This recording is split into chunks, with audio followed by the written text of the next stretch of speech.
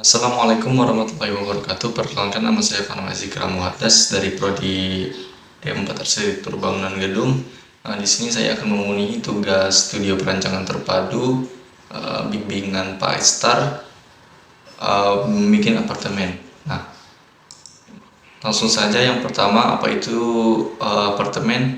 Apartemen merupakan sebuah jenis tempat tinggal yang hanya mencakup sebagian dari suatu bangunan. Kamus Besar Bahasa Indonesia mengartikan apartemen sebagai tempat tinggal yang berada pada suatu lantai bangunan bertingkat. Fungsi utama apartemen adalah sebagai tempat tinggal. Nah, oleh sebab itu sebuah apartemen harus bisa mengkoordinir aktivitas sehari-hari para penghuninya. Kemudian ada beberapa studi kasus. Yang pertama, Rumah Susun Harapan Jaya, kemudian Infinity Tower, yang ketiga apartemen Taman Sudirman, dan yang keempat apartemen Sunderland Semarang.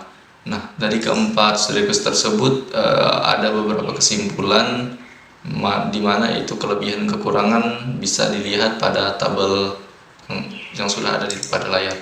Nah, kemudian pemilihan lokasi, di sini ada 3 opsi pemilihan. Yang pertama jalan perdana, jalan sepakat 1, dan jalan Paris 1.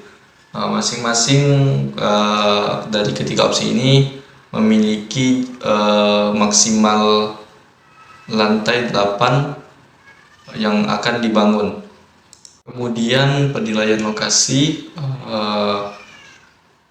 pada tabel di sini memperlihatkan dari ketiga pemilihan lokasi ini ada beberapa pertimbangan yang harus dilakukan, dengan masing-masing total jalan perdana 21, dan sepakat 16, dan jalan Paris 1 20. Nah, lanjut ke lokasi tapak. Di sini saya mengambil jalan perdana karena setelah disurvei di mana penilaian lokasi yang baik adalah di jalan perdana. Kemudian lanjut pada analisis. Analisis di sini saya ada mengambil beberapa analisis. Yang pertama analisis angin, kemudian analisis matahari, yang ketiga analisis kebisingan, dan yang keempat orientasi, kelima analisis aksesibilitas, dan yang terakhir analisis drainase. Dan dari beberapa analisis juga harus menganalisis data, analisis dan respon, sehingga menghasilkan rancangan tapak yang baik untuk bangunan yang direncanakan. Kemudian ada kebutuhan dan besaran ruang. Yang pertama, ruang penghuni. Di sini pada tabel bisa dilihat ada beberapa ruang dengan kuantitas dan luas yang ada pada tabel, dan total dibagi 20% dari sirkulasi, dan total 4,29,536. Kemudian besaran ruang pada ruang penerima, ya ada beberapa ruang dan kuantitas luas yang sudah ada pada tabel dibagi 20% dari sirkulasi dengan total 75. Kemudian besaran ruang pada area servis, terlihat ada beberapa ruang pada tabel, kuantitas dan luas pada ruang dengan sirkulasi 20% menjadi total 171,13. Dan yang terakhir pada area penunjang maksudnya, ada beberapa ruang, kuantitas dan luas pada tabel bisa dilihat dibagi 20% sirkulasi dan total 4,506.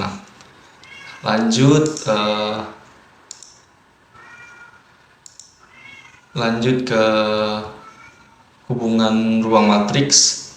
Di sini ada beberapa jenis tanda atau warna dengan keterangan merah berhubungan langsung, kuning tidak berhubungan langsung, dan yang warna biru tidak ada hubungan. Kemudian lanjut ke bubble diagram. Bubble diagram juga penting halnya untuk merancang suatu ruangan. di mana kita dapat melihat posisi ruang yang tepat. Sini kita lihat pada basement dengan keterangan tanda warna hijau berhubungan langsung, warna kuning berhubungan tidak langsung, dan warna merah tidak ada hubungan. Kemudian kita bisa lihat denah lantai 1 dan 2 serta 3. Kemudian lanjut pada zoning. Yang pertama adalah lantai dasar. Lantai dasar secara umum dominan ruang dengan zona publik, karena lantai ini dapat diakses oleh siapa saja dan cenderung menunjang seluruh kegiatan di bangunan ini. Kemudian zoning basement. Lantai basement merupakan zona untuk memfasilitasi pengguna bangunan, yaitu untuk parkir, ruang-ruang kebutuhan teknis bangunan, serta lift sebagai alat transportasi bangunan. Nah, kemudian zoning pada lantai 2 dan 3 ini diperuntukkan untuk aktivitas penghuni apartemen secara keseluruhan. Lantai ini termasuk zona publik dan servis karena diperuntukkan untuk penyewa serta orang-orang yang ingin melakukan aktivitas seperti fitness, mandi, belanja, dan lain-lain. Kemudian zoning lantai 4-5. Lantai ini diperuntukkan beberapa unit kamar. Secara keseluruhan lantai ini termasuk zona privasi karena hanya diperuntukkan untuk penginap serta orang-orang yang tertentu memiliki kepentingan masing-masing unit penginap lantai ini. Kemudian yang terakhir zoning lantai 6-8 juga diperuntukkan beberapa unit kamar. Secara keseluruhan lantai ini termasuk zona privasi juga karena hanya diperuntukkan untuk penginap serta orang-orang tertentu. Lanjut konsep gagasan dan perubahan bentuk. Di sini saya mengambil contoh apartemen Sunderland Semarang. Konsep ini terbilang menarik karena dari bentuk dan desain bangunan yang bagus sehingga akan memberikan dampak positif terkhusus pada daerah perkotaan. Gedung Sunderland Semarang yang berkonsep mixed use building bermaksud mempunyai fungsi bangunan gedung yang beragam atau sama halnya dengan keberagaman pembangunan hidup. Merencanakan gedung ini didesain dengan existing dimensi dan perbedaan fungsi dan merencanakan struktur gedung dan gedung tahan gempa. Kemudian untuk konsepnya saya mengambil konsep pragmatik. Dalam hal fisik bangunan lebih mengutamakan makna fungsi daripada estetika.